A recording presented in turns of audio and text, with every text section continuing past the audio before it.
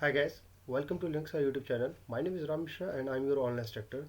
So what's in this video? In this video I will tell you how to work with AWS Transit Gateway in AWS Cloud. So guys, let's begin the topic. But before start the lab session, we have to understand few points, which is what is AWS Transit Gateway and their use cases. So for the demonstration purpose, I have lab scenario for you. Please look at that. Here it is. So guys, this is my AWS Transit Gateway lab setup environment. So let's start with the introduction of AWS Transit Gateway. So what is AWS Transit Gateway? This is a connects VPC and on-premises network through a centralized hub. This simplifies your network and puts an end to complex peering relationship. It acts as a cloud router. Each new connection is only made once. So the point is why we need it. Transit Gateway enables customer to connect thousands of VPCs. You can attach all your hybrid connection, I mean to say like VPN and direct connect connections to get single Transit Gateway. Transit Gateway control how traffic is routed among all the connected spoke network using route tables. Thus, hub and spoke model simplifies management and reduce operational costs because VPCs only connect to the transit gateway to gain access to the connected networks. So this is the in the picture you can see that the how does AWS Transit Gateway work. Okay, so this is all about a little bit theoretical session of AWS Transit Gateway. Now move to the lab session. So I'm just close this screen and here I am.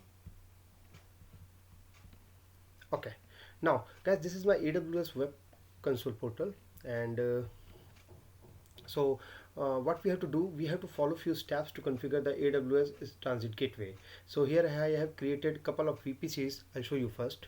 So if I click on the VPC, look at that. Yeah, here it is.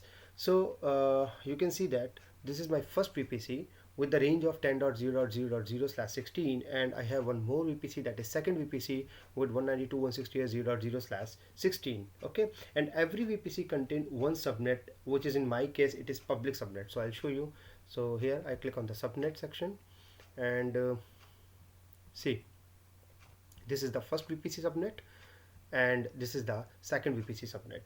Okay, and every route table contained one internet gateway that is already associated with our VPC. So if I click on the route table, see, this is the first VPC route table connected to this one, and second VPC route table connected to my second VPC. Okay, so and if we talk about the internet gateway, I click on the internet gateways. See, the first VPC internet gateway and second VPC internet gateway. So if I click on the first VPC IDW, see, this is the internet gateway ID, this is the VPC ID. Okay, so I click one more time on the route table and internet gateway route is added to this VPC. For example, if I click on the first VPC route table and go to the route section, see, route is defined with this internet gateway, that is my first one. So if I select this one and to route, you can observe one route is mentioned via define and associate internet gateway. Similar way, if I go to the subnet section, look at that, subnet association, it is allowed for 10.0.0.0/24. Similar way, if I go to the second VPC route table, click on the route section, it is already associated with my second internet gateway. Okay, so the now point is, can these individual VPC resource can communicate or not? This is my question. So by default answer is no. So that is today's our task to make the communication possible. So we have two methods. First one is VPC peering. We have the option we can just communicate with VPC peering, and the second one, I really don't want to create peering connection here. And second one is the transit gateway. But before that, I need some VPC resources. So if I go to my instance section, I click on the EC2 instances. I'll show you. This is my EC2 dashboard, and look at that. So here I am in my EC2 instance section. Here I have two EC2 instances which are running in these two different VPCs. So I'll show you. This is my first VPC EC2 instance, and it is associate with my first VPC. See that? Okay. And this is my second VPC EC2 instance. So if the first VPC is EC2 instance and this is my second VPC instances, so now what I'm going to do, if I quickly get to connect it to this EC2 instances, and I will show you the communication between these EC2 instances by using their own private IP addresses. So if I click on the first VPC, look at the range. The range is from 10.0.0.124. That is my first VPC. Okay, and similar way, if I click on the second one, I got the range from my second, that is 192.168.0.16. And one more thing, I have to configure the security group here. So if I click on the second VPC, look at that security, second VPC security group. So if I click on there, the simple I have allow only rule, that is which is open with ICMP traffic. So if I click see inbound rule, I just allow only one ICMP rule. See all ICMP IPv4. Got it? So this is ICMP, allow the ICMP traffic so that we can ping and verify the connection communication between them. Okay. So firstly I connect my first EC2 instance with git bash utility. So what I'm going to do, again I click on EC2 dashboard, go to the instances, select my first VPC, connect, pick up the entire path from here, say copy, close, go to my download folder, right click, open git bash utility from there. Okay, let's make it a little bit large first of all. So okay, right click, paste the entire path.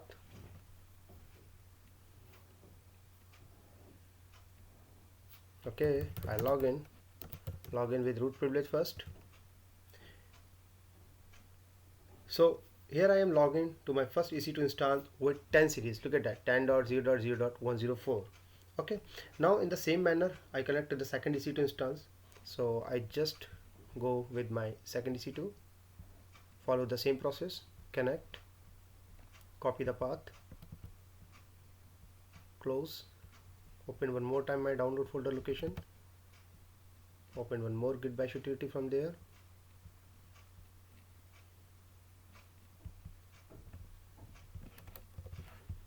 right click, paste the entire path.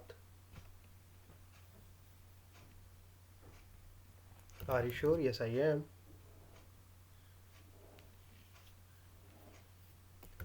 Login with root privileges. Okay, sorry. Okay, see, now I log in my second EC2 instance with 192.168.0. series.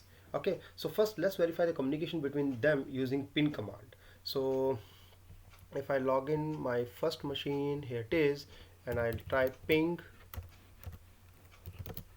and the IP address of the second machine, that is 192.168.0.16. So let's see what happened. Right click and paste and press enter.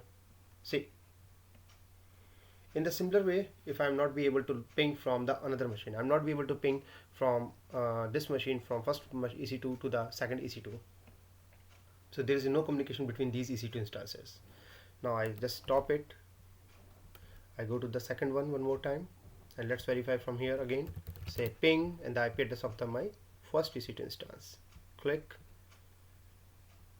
pick up the path, pick up the IP address, go, right click, paste, and let's verify one more time. Say I'm not be able to ping 10.0.0.104. So now move to the VPC section and just create AWS Transit Gateway where it can be enable communication between these resources. Okay, so I just stop it and go to the VPC section, and let's scroll down here, and here it is. Look at that. This is the Transit Gateway. Okay, so here we find Transit Gateway option here. just click that. So we have to follow few steps to configure the transit gateway. First step is to create transit gateway. Second one is we need to attach all our VPCs to our transit gateway. And third step is we need to add route between our transit gateway and our VPCs. Okay.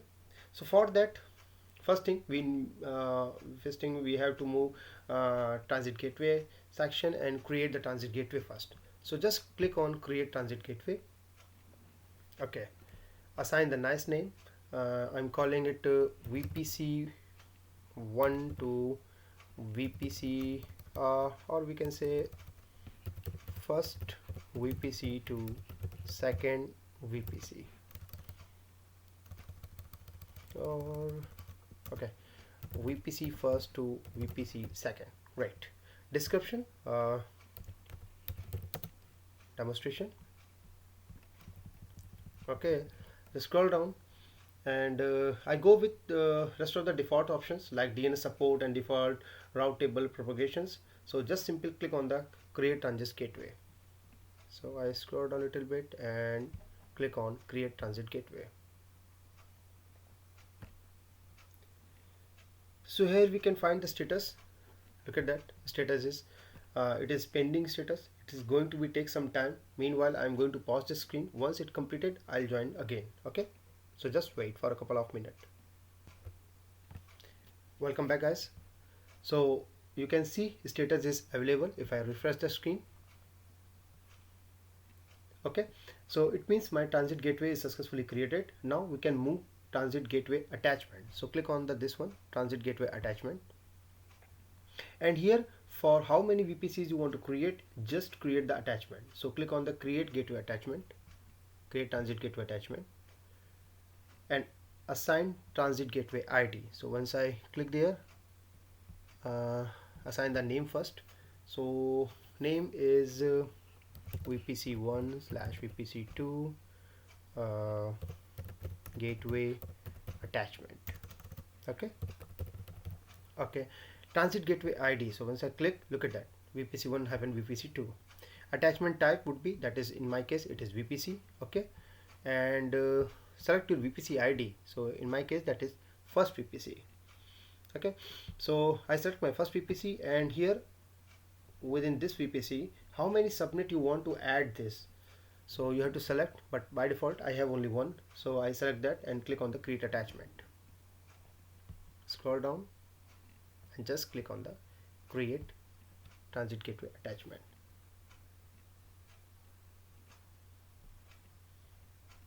Okay, so now go with the second one. In the same manner, let's create the another attachment for the another VPC. Say VPC2 transit gateway attachment. Select the same transit gateway ID. Go with the attachment type VPC one more time and select the VPC. So this time my second VPC. Okay, here again I have only one subnet ID, so I just select US East 1D, which is my default one, and click on the create transit gateway attachment. So now first and the second step is successfully completed. Now move to the last one. So I close it first and let go to this, refresh the screen one more time. See, okay, last one is, which is we need to add route between our transit gateway and our VPCs. So click on the first VPC route table. So again I have to go on the VPC section, and here it is route table.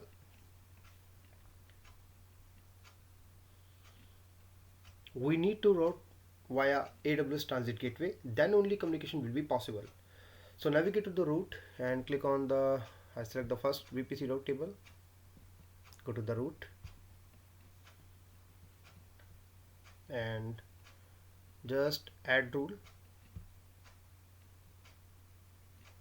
So in the destination part, what will be the destination part? So this is the my first VPC. So destination part would be 192.168.0.0/16. That means second VPC.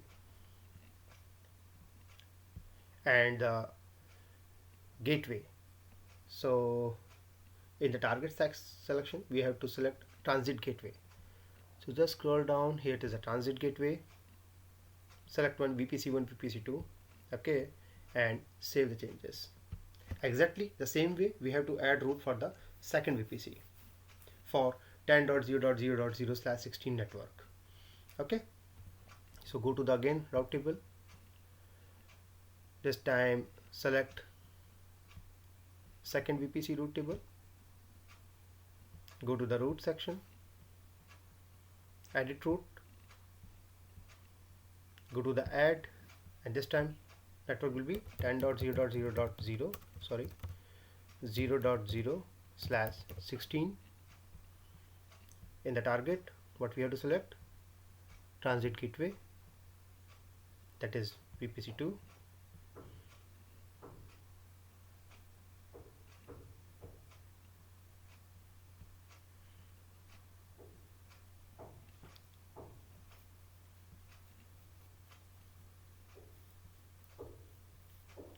This one, and save the changes.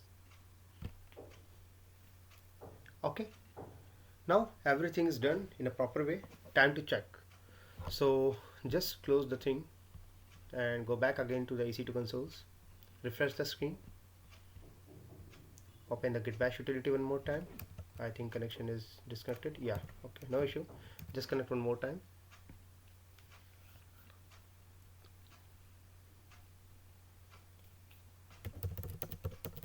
Okay, this is my first machine. The IP address is in 10 range. Similarly, I open the second one.